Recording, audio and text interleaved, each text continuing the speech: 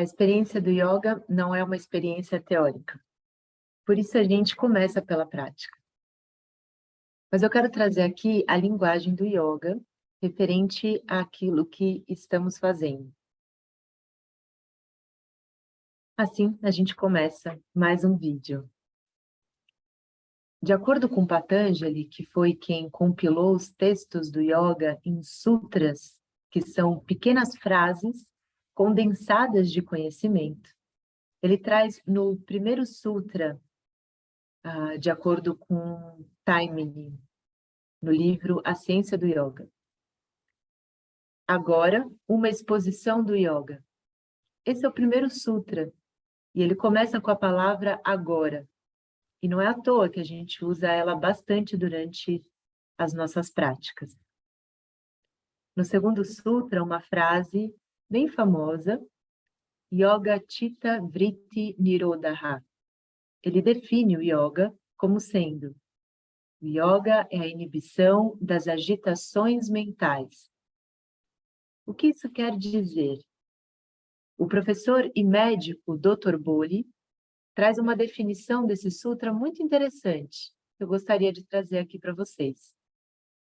Ele diz que quando uma criança que engatinha está aprendendo a andar, ela precisa de muita atenção. Por isso, ela faz movimentos voluntários e conscientes. E ao aprender a andar, os movimentos começam a se tornar mais automáticos. Ou seja, movimentos voluntários, porém, agora inconscientes. Quando estamos numa prática, o treino é trazer a atenção para aquilo que estamos fazendo. Então, movimentos voluntários e conscientes, como se fosse pela primeira vez que você estivesse fazendo. Esse como se fosse pela primeira vez nos remete um grau de atenção, de envolvimento, de fusão com aquilo que se faz. E para isso existem técnicas, porque afinal nossa mente não está acostumada a manter o foco. E a gente vai fazendo algumas dessas técnicas ao longo das práticas, como por exemplo essas que a gente já fez, que estimulamos partes do corpo para chamar nossa atenção através das sensações que surgem.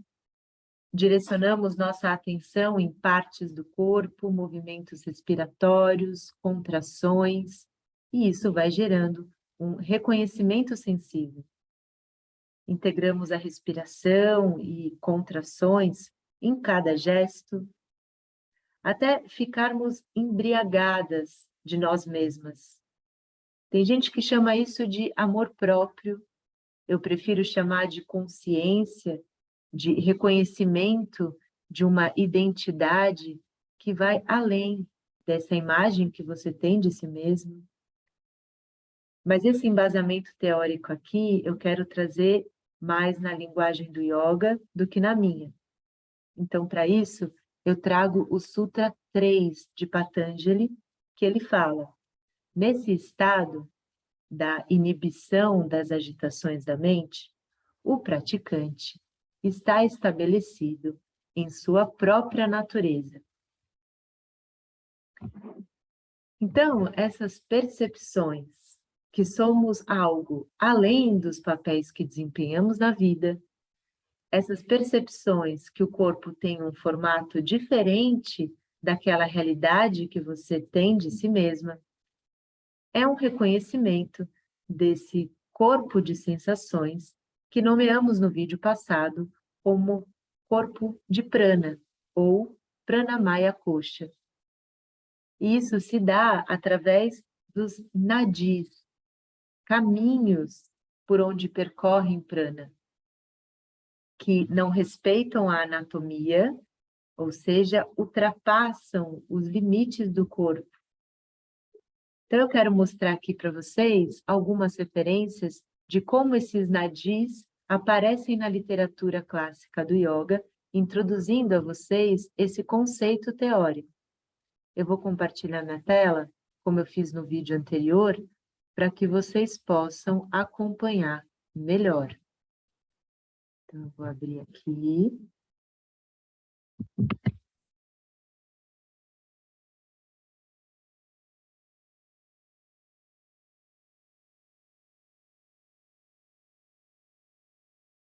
Muito bem.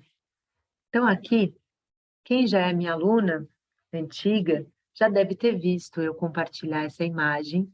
É uma imagem que eu gosto muito de compartilhar, que mostra o limite do corpo e mostra esses caminhos, essas linhas, que são os nadis, que percorrem dentro do corpo e fora do corpo.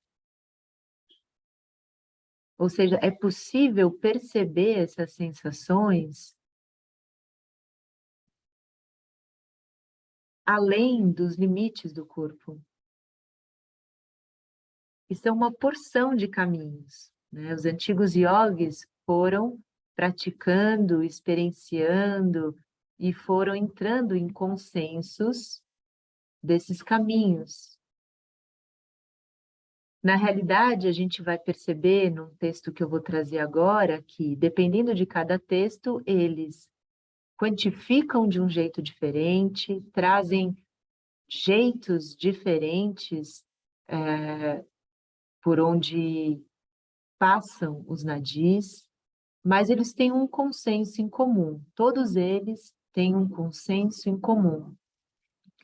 Eles trazem os 3 principais nadis, como sendo Sushumna, esse canal central, Ida, à esquerda, Pingala, à direita, que é por onde passam essas bolinhas mais escuras.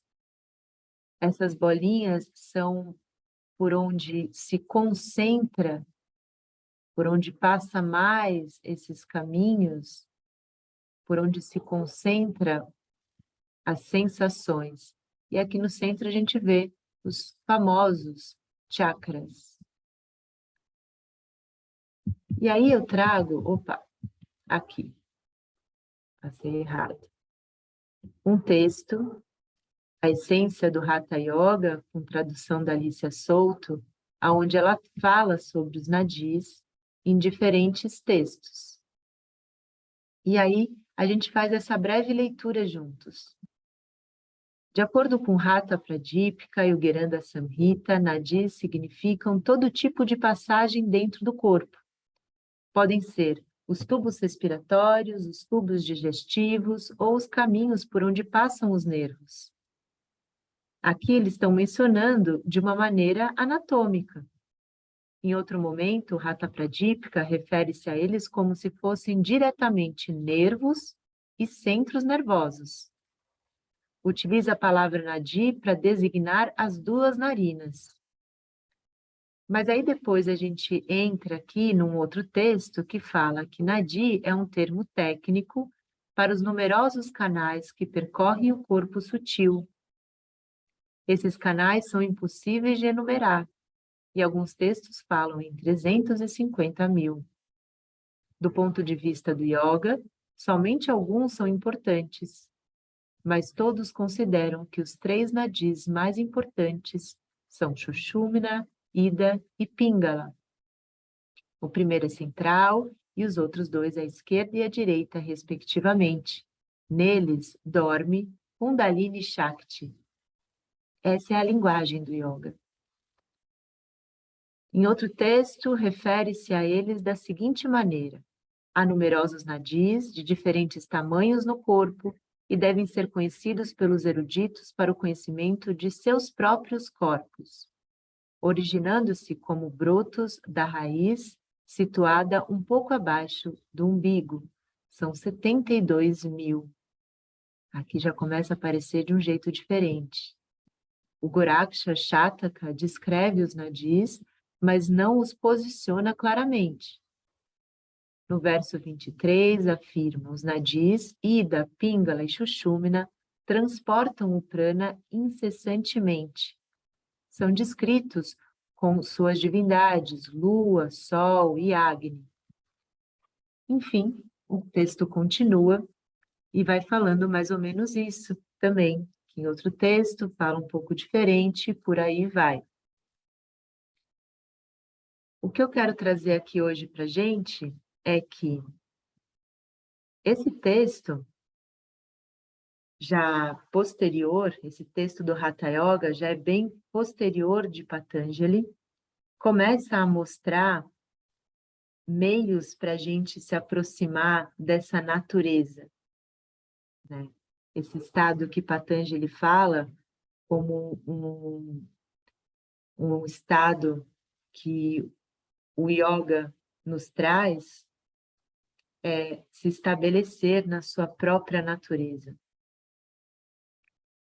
E aí, eu quero trazer uma fala de uma aluna ao longo da semana que me trouxe um comentário assim, que durante a prática de meditação, quando a gente estava com a atenção direcionada para o baixo ventre, em algum momento ela começou a tossir sem parar. E aí ela me perguntou se existia alguma relação dessa região da garganta com o baixo ventre. Então, o que eu quero trazer aqui é que todas as partes do corpo se integram. Há uma tendência da gente separá-las, anatomicamente falando. Mas o yoga vai nos mostrando essas ligações. O yoga vai mostrando reações do corpo inesperadas, que nos surpreende, que nos pega de surpresa. As desobstruções, se a gente continuasse lendo aquele texto, ele fala sobre a obstrução desses canais e a desobstrução desses canais. À medida que a gente vai percorrendo esses canais, junto com o fluxo respiratório, a gente vai sentindo aquelas linhas de alongamento que a gente vai falando, aquelas sensações que percorrem dentro do corpo, a gente vai desobstruindo os grantes, os nós dentro do corpo. E vão tendo reações. Então, é normal esse tipo de reação. Respondendo à pergunta da aluna, sim, tem uma ligação, mas que pode se tratar mais do campo sensível, da anatomia emocional, do que propriamente a anatomia biomecânica. Então, eu quero trazer aqui mais uma referência de um livro que eu gosto muito de compartilhar com os meus alunos, que é A Anatomia Emocional de Stanley Keleman. Esse livro mostra os nossos corpos através de tubos internos. Ele começa com a criança que engatinha. Achei interessante trazer porque eu comecei com o exemplo dela. Quando a gente está engatinhando e aprendendo a andar através de muita atenção, movimentos conscientes, nesse momento de vida, há uma ligação muito direta com a região do assoalho pélvico, com a região da garganta. Começar pela proporção do corpo, que é bem menor do que essa constituição do nosso corpo como adulto. Essa região do assoalho pélvico e da garganta estão muito mais próximas uma da outra. E a gente vê isso claramente na criança, né? Ela vai precisando se alimentar para crescer bastante, e ela come, já logo elimina, né? Tem as suas eliminações fisiológicas ali, várias vezes ao longo do dia. E quando a gente vai ficando adulto, essa distância vai aumentando, e aqui tem uma representação da nossa anatomia conhecida com ossos, músculos, articulações à esquerda, e aqui à direita ele representando com esses tubos, que é muito interessante, porque dependendo de onde você direciona a atenção no corpo, você vai sentindo a ligação de uma parte com a outra, algo que de fato não respeita a anatomia, né? Mas é natural pensar também que tudo está integrado. Por quê? Porque tudo faz parte de um todo, que é o corpo, assim como o nosso corpo também faz parte do todo da natureza, que a gente tem uma tendência de separar.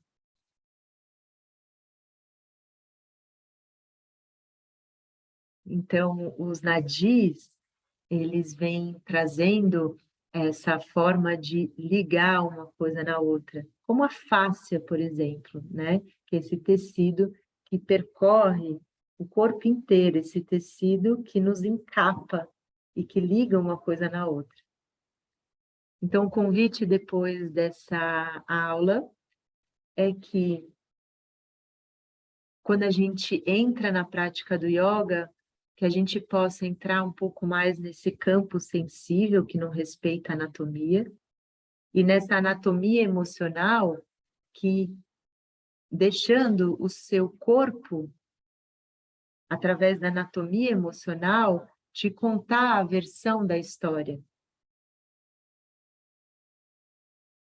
Então, ao invés de procurar respostas da anatomia biomecânica para explicar aquilo que lhe acontece na prática do yoga, procure, então, deixar com que a anatomia emocional te conte a versão da história, o que lhe aconteceu.